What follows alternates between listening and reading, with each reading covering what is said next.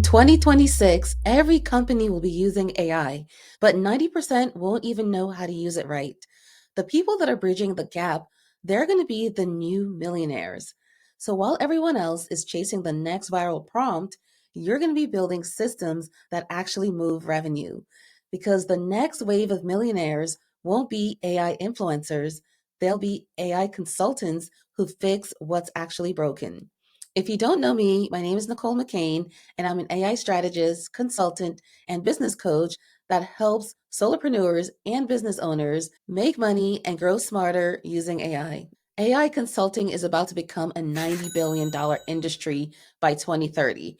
We're talking about going from 23 billion in 2023 to 90 billion in just 7 years.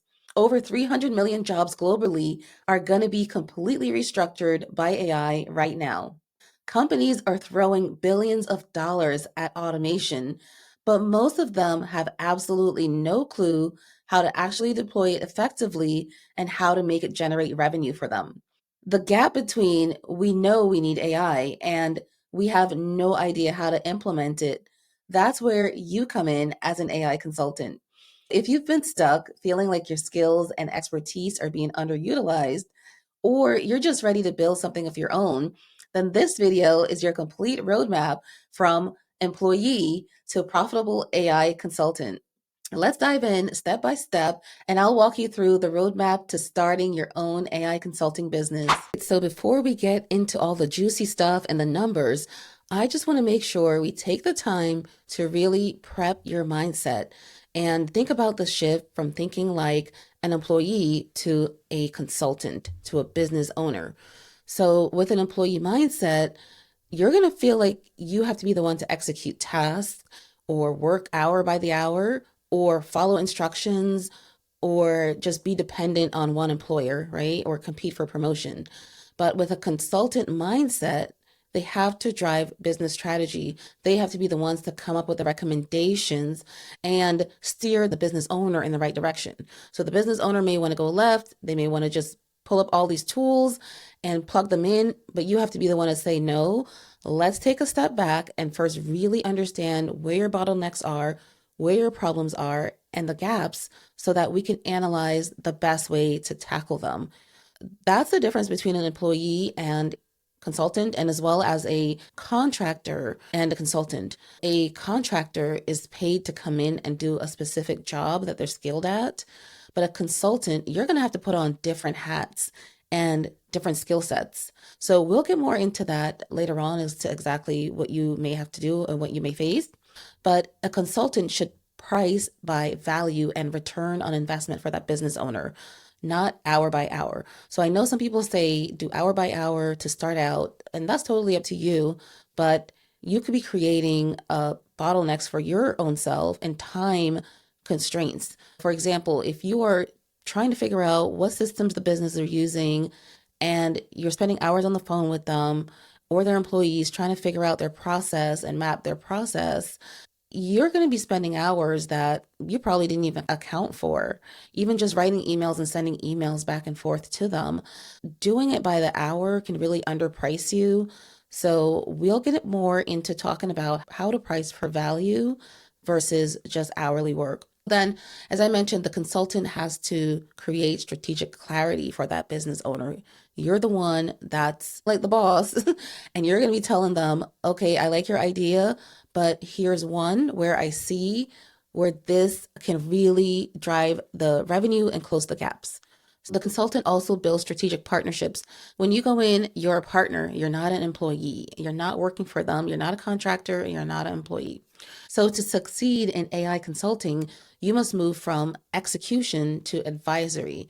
You're not selling tools, you're selling outcomes and the transformation for that business owner. Let's get into mapping your transferable skills. The skills that you have already gained over the years, you probably already have a certifications or MBA or something that can translate into the consulting role that you're looking to go into. For example, I'm PMP certified, which is the Project Management Professional nationwide certification, as well as MBA certified. I've had years of experience driving multi-billion dollar projects for large corporations.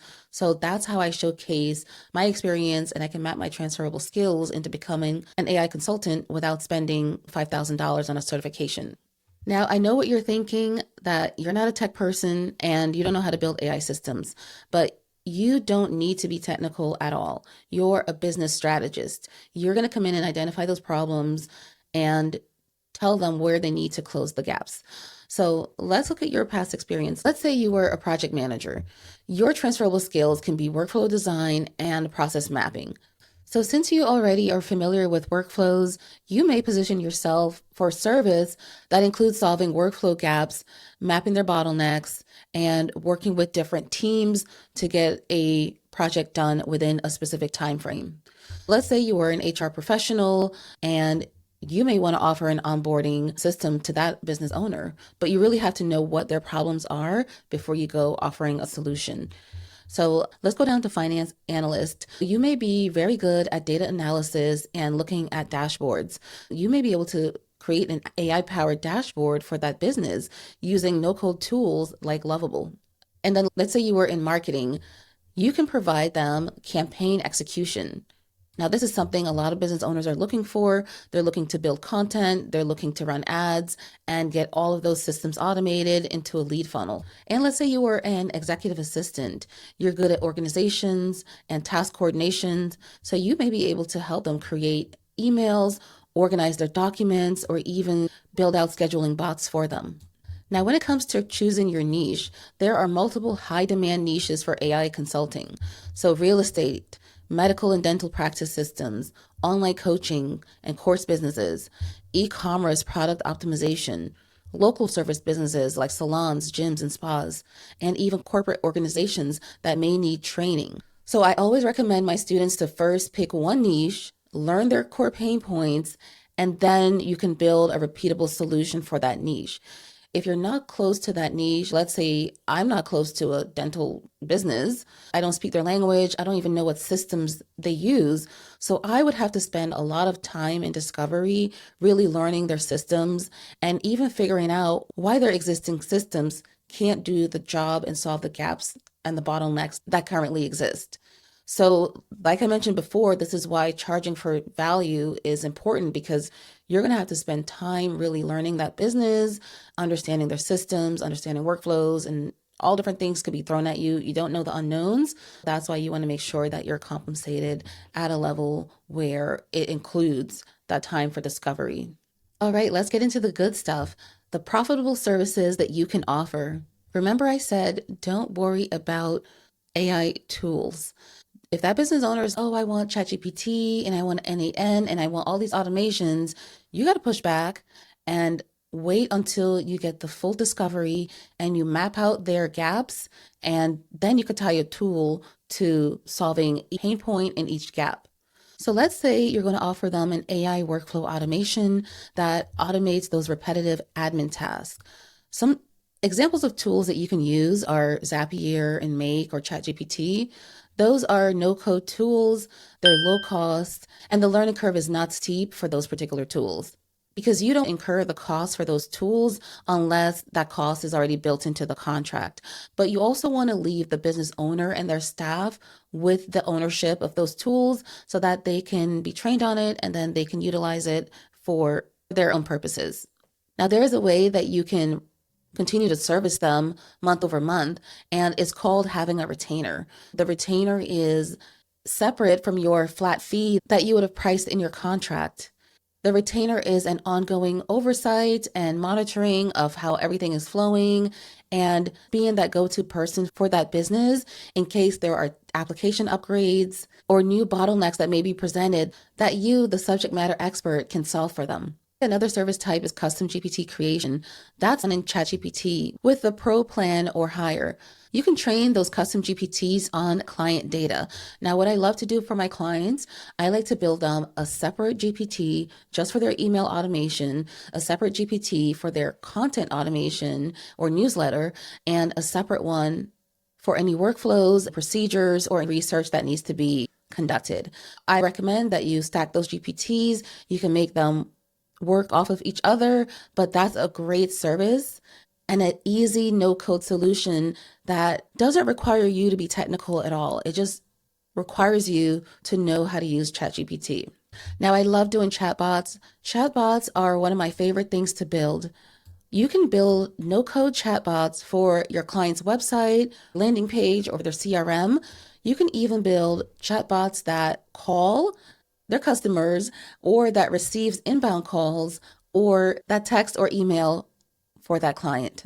So you could use no-code tools like ChatGPT or Lovable. And one of my other favorite chatbot tools, which I did a previous video on, is called MindPal. Check that one out because you can build a chatbot in 5 minutes, deploy it, and sell it for $500 plus. Another one of my favorite services to offer is email and funnel systems. So automating marketing and lead generation for small businesses or online coaches using tools like Go High Level CRM or Active Campaign. And there are other custom ones that you can build yourself, but my go-to is always Go High Level. You can also provide services for lead generation and automation through scraping tools like Appify or Perplexity. And there are so many scraping tools on the internet right now. And scraping means that you can pull a mass amount of data from one search. So Appify lets you scrape Facebook comments, YouTube comments, Instagram comments. It even allows you to scrape profiles and email addresses. You can extract email addresses and phone numbers so your client will have a long list of leads that they can reach out to and contact and offer their services. Or you can even build an automation workflow that automatically sends that list of leads, auto-generated email, text, or phone call. I love data and I love reporting. Building dashboards and summaries are so easy with tools like Google Sheets, Go High Level, or a GPT integration. Now let's talk about pricing your services for lifetime value and return on investment. So when you're thinking about lifetime value for that client, let's say they have a receptionist at a dental spa and they're paying that receptionist $5,000 or $6,000 a month.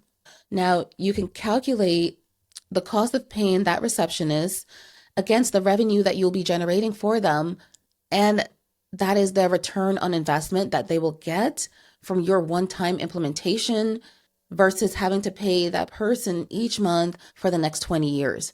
Now, I'm not advocating for job loss, and I also want to make this disclaimer that your return on investment and your own revenue stream is based on your own independent effort and your own strategy and implementation, right? I'm not a lawyer and I'm not offering you financial advice, but I'm just showing you the picture of what's possible and what a lot of other consultants are doing and how they're using these types of strategies to generate revenue and solve problems. So the way you can also look at the LTV formula is the average monthly revenue per client times that client retention in months minus the implementation cost. That's if you're doing a lead generation and client retention strategy versus a cost save strategy for that business. But either way, they're going to be saving costs because you're going to be the one providing that efficiency and providing that solution where they're going to save on overhead, they're going to save on cost, and they're going to get more clients and more revenue. Now, the return on investment calculation is the monetary value of time saved plus cost savings minus your fee, and then divided by your fee. So here's an example of a service you can provide by automating a doctor's front end desk using a chatbot. So let's say the current receptionist salary is $50K a year. The chatbot cost is only $5K to set up, plus a $300 a month retainer. So that's a savings of $46,400 per year for that one solution and for that one client, right? You can offer them multiple solutions that will give them the various types of cost savings. So your cost for consulting and implementation and retainer will be factored into that. So once you get your hands wet and your feet wet into doing these types of services for multiple business owners, you're going to build up your confidence and you're going to be able to standardize your processes and pitch more confidently, showcasing your prior results, and then being able to charge even more now that you're an expert. You don't have to do anything heavily with B2B. You can start with your warm network. Is it online coaches? Is it entrepreneurs? You can offer them a small solution for free in exchange for a testimonial to help build up your portfolio, credibility, and confidence before you go out to serve larger businesses. So just thinking through your pricing strategies, you could charge a flat fee, a one-time project cost, or you could go with the hourly method if you feel more comfortable with that, and you can get the job done in a specific amount of time. And you can also charge a retainer, which is that monthly advisory or maintenance fee, or you can base it off of return on investment, which is time to savings or profit increase for that business owner. Or you can do the hybrid model, which is the flat fee plus the retainer, and that's the setup plus the monthly support. Now let's get into your sales and acquisition strategy. How do you acquire clients and sell your consultant services? You want to be strategic with your outreach and all your conversations with your clients. You want to make sure you're selling clarity, not tools and not code. You're solving confusion that business owner has and bottlenecks.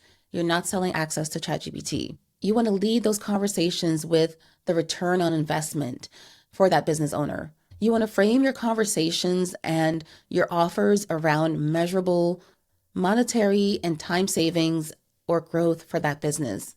You want to make sure you're asking the right questions.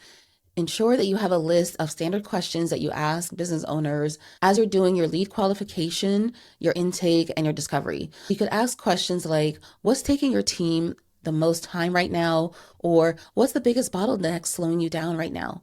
And what tasks are you and your team repeating daily or weekly?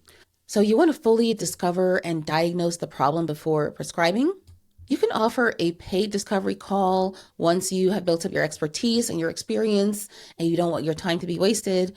Or you can offer for free if you've already pre-qualified them using a lead capture form and making sure that they tell you enough about their business up front, their goals and their revenue, so that you can make sure that they're a right fit for you before you jump on that call. And always close your sales calls with outcomes, right? So you want to frame every conversation with the outcomes that they'll get, not the tools that you're going to plug in for them. So you may say in 30 days, this system will save you 15 hours a week, or it may save you $100,000 a year. So where to find clients? You can tap your warm network, look who's in your close network of coaches or friends. You have friends that maybe have businesses. You can always go to them and say, hey, I built something really cool with AI and this is what it solves. Would you like a demo of it? Or would you like to test it out for me? And that's a way to get your foot in the door and get those testimonials, like I mentioned before. You can look at Business Network International, and that's a paid membership. It's a global referral network with about $1,000 a year membership. You can go to your local township or county small business organization. A lot of those small business associations in your town offers trainings or mentoring or speaking opportunities for new and small business owners. I just found a new site called Alignable, and it's a local business network. And there are a lot of different niches and professionals on that site. And they have multiple calls each week where you get to network with business owners and you can even find clients. So Fiverr, Upwork, those are platforms where you could post your portfolio and jobs that you're looking for. Clients go to those job boards to look for consultants. You can also use school and Facebook groups.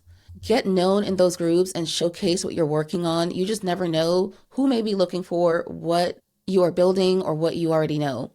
And your local libraries and business councils also offer small business workshops. That's a great place to network with other business owners or present yourself for a speaking opportunity. And don't forget your community, offering free and pilot projects for nonprofits or community organizations help to build up your portfolio and your credibility and those testimonials. So let's wrap up with how to really scale your business. Now, you're only one person. You can outsource if you need somebody to do the technical work or just to do the manual work that you don't want to do. But the most important thing is that you standardize and draft your standard operating procedures so that you can have a repeatable process and system that will accelerate your time from getting through client discovery calls, templates, onboarding, automation, even proposals. You should standardize your proposal templates, feedback and testimonial request forms, your retainer renewal email templates. You can use, so those are just a few examples, but just look at everything that you're doing, whether you're coaching your own contractors that you've hired to do some of the work, or you're training that client or their staff. Standardize your procedures for that niche. It's a rinse and repeat process. So there you have it, your full AI consulting roadmap. AI consulting isn't a far off opportunity. It's here and it's happening right now. The market is exploding and companies are desperate for help, and you already have the skills to step in and to serve them. You don't need a computer science degree. You don't need to be a tech genius. You just need to be able to take what you already know and map it out to a solution. So if you're serious about making this transition, I've put together a series of free trainings in my AI community that walks you through exactly how to get started and how to land your first client in 30 days. Just click the link below and don't forget to subscribe and jump into the community. And let's turn your AI skills into a profitable, scalable business. Thanks for watching.